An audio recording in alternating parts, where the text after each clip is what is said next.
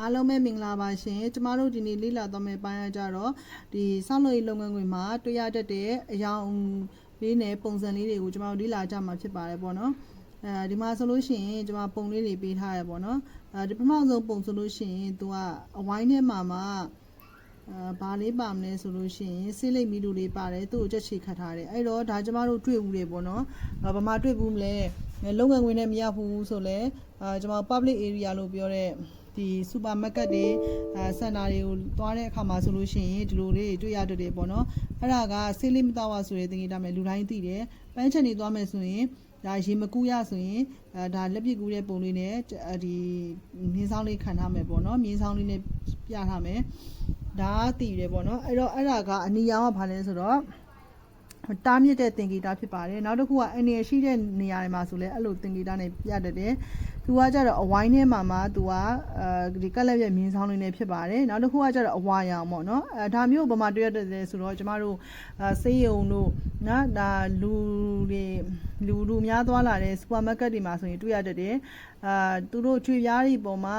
ဥမာရေတစ်ခုခုဒါအောင်တန့်ရှင်းတစ်ခုခုလုံနေလို့ပဲဖြစ်ဖြစ်ပေါ့နော်ဒါချော်လဲတက်တဲ့နေရာတွေမှာဆိုလို့ရှိရင်ဒီအဝါရောင်ပုတ်ပြားလေးတွေကိုထောင်ထားတတ်တယ်အဲ့ဒါကချော်လဲတက်တယ်ဆိုတော့သင်္ကေတပေါ့အဲ့တော့လူတွေကဒီအဝါရောင်မြင်မယ်ဆိုရင်ဒါဒါအန်ရရှိတယ်သတိပေးထားတယ်ဆိုတော့သတိပေးဆိုင်ပုတ်လေးဆိုတာကိုလူတိုင်းသိပါတယ်အဝေးကကြည့်ခဲ့မယ်ဆိုလို့ရှိရင်နောက်တစ်ခုကကျတော့အပြာရောင်ဖြစ်ပါတယ်ဒီမှာဆိုလို့ရှိရင်အဝိုင်းထဲမှာလူပုံလေးရှိမယ်ပြီးရင်အုတ်ထုတ်လေးဆောင်းပေးထားတယ်အဲ့တော့ကျမတို့ကဒီလုပ်ငန်းခွင်ထဲရောက်ပြီဆိုလို့ရှိရင်ဒီအုတ်ထုတ်ကိုမဖြစ်မနေဆောင်းရမယ်ဆိုတော့ဒီလိုက်နာရမယ်ဆိုတဲ့အကြောင်းဖြစ်ပါတယ်အပြောင်ဆိုတာကြတော့နောက်တစ်ခုကကြတော့အစိမ်းပေါ့နော်အစိမ်းကကြတော့ကျမတို့ဒါအများသောအားဖြင့်ဆိုရင်ဒါဒီစူပါမားကတ်တွေမှာသွားမယ်ဆိုရင်တွေ့ရတတ်တယ်ပေါ့နော်တခုဖြစ်ခဲ့မဲ့အရေးပေါ်အခြေအနေမှာဆိုရင်ဒီထွက်ပြေးရမယ်ဒီထွက်ပေါက်ခေါ်မှာပေါ့နော်အဲ့ဆိုလို့ရှိရင်ဒီလိုမှာဒေါင်းမဲ့စတုကန်ပုံလေးထဲမှာသူမြားလေးနဲ့ပြထားတတ်တာဖြစ်ပါတယ်ဒါအစိမ်းရောင်လေးပြမယ်နောက်တစ်ခုကကြတော့ဒါကကြတော့နောက်ပုံလေးက fire alarm call point ဆိုတာကြတော့မီးလောင်ခဲ့မယ်ဆိုလို့ရှိရင်သူ့ကိုဒါခလုတ်ပေါ့နော်အရေးပေါ်ခလုတ်ပေါ့နော်ခလုတ်ဖြစ်ပါတယ်ဒီခလုတ်ကိုနှိပ်လိုက်မယ်ဆိုလို့ရှိရင်မီးလောင်မီးတစ်ခုဖြစ်နေဆိုတော့ဒီအချက်ပြတဲ့ခလုတ်လေးပေါ့နော်ဒါလေးဖြစ်ပါတယ်အဲ့တော့ကျမတို့ကဒီမှာပြထားတဲ့အရောင်တွေမှာဆိုရင်အနီရှိမယ်ဝါရှိမယ်ပြရဲ့အစိမ်းရယ်ပေါ့နော်၄ရောင်ဖြစ်ပါတယ်အဲ့တော့ကျမတို့ကဒီမှာရှိနေတဲ့ဒီအဝါရောင်သင်္ကေတလေးကိုဒီမှာ triangle ပေါ့နော်တရိကန်လေးနဲ့ဖော်ပြရမယ်တရိကန်လေးနဲ့မဟုတ်ပဲနဲ့သူကကျွန်တော်ကတရိကန်လေးမကြိုက်လို့ပေါ့နော်ဒီမှာ rectangle ပုံစံလေးလုပ်မယ် circle ပုံစံဒီစောက်ဝိုင်းပုံစံလေးလုပ်မယ်ဆိုလို့ရှိရင်လုပ်လို့မရပါဘူးเนาะဒါက international မှာသုံးနေတဲ့ sign မို့လို့ဒီ color တွေလည်းပြောင်းခွင့်မရှိဘူးပုံတွေလည်းပြောင်းခွင့်မရှိဘူးပေါ့เนาะအခုနောက်တစ်ခုဆိုလို့ရှိရင်ဒီသင်္ကေတလေးရတာနမူနာပြဟာဖြစ်ပါတယ်Google ထဲမှာရှာလိုက်မယ်ဆိုလို့ရှိရင်တော့သူသက်ဆိုင်တဲ့ဒီ sign လေးတွေကိုတွေ့ရမှာဖြစ်ပါတယ်ပေါ့နော်အခုကျမတို့ဒါကဗမာအနည်းဆုံးတွေ့ရမလဲဆိုလို့ရှိရင်ဒီကျမတို့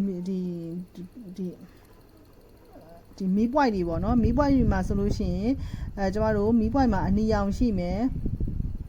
အဝါရောင်ရှိမယ်ပေါ့နော်အစိမ်းရောင်ရှိမှာဖြစ်ပါတယ်ပေါ့နော်ဒီကိုသွားမဲ့လမ်းကြောင်းမှာကားကเนาะဒီမှာလမ်းဆုံမှာဆိုရင်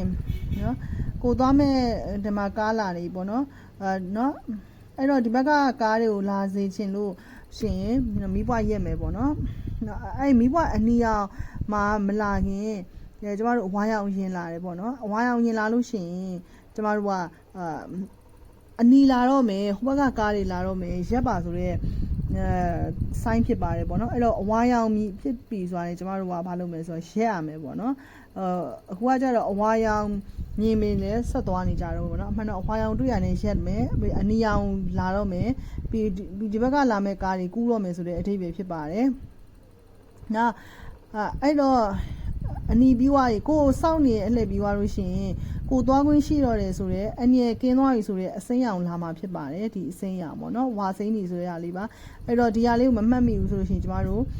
ဘာနဲ့မှတ်မယ်ဆိုတော့ဒီမီးပွားကြီးမှာရှိတဲ့အရောင်လေးနဲ့မှတ်လိုက်မယ်ဆိုလို့ရှိရင်ဒါအလွယ်တကူမှတ်နိုင်ပါတယ်ပေါ့နော်အဲ့ဒီထဲမှာမှဒီအပြန်အောင်ကကြတော့မဖြစ်မနေလိုက်နာရမယ်အရောင်ဖြစ်ပါတယ်စိုက်ထဲသွားမယ်အုတ်ထုပ်ဆောင်းမှာနောက်တစ်ခုကကြတော့နှာခေါင်းစည်းတက်ရမယ်เนาะဆေးုံဆေးကနေမှာနှာခေါင်းစည်းတက်ရမယ်ဆိုလို့ရှိရင်ဒီလူပုံလေးမှာနှာခေါင်းစည်းတက်တဲ့ပုံလေးဖော်ပြထားလိမ့်မယ်အဲ့ဒါဆိုရင်မဖြစ်မနေနှာခေါင်းစည်းဒီရဲ့ဝင်နှာခေါင်းစည်းတက်ကိုတက်ရမယ်နော်ဒီလိုသင်္ကေတလေးဖြစ်ပါတယ်အဲ့တော့နောက်ထပ်ဗီဒီယိုလေးကိုတင်ပြဦးမှာမဟုတ်လို့ကျွန်မရဲ့ channel လေးကို subscribe လုပ်ထားမမေ့ပါနဲ့နော်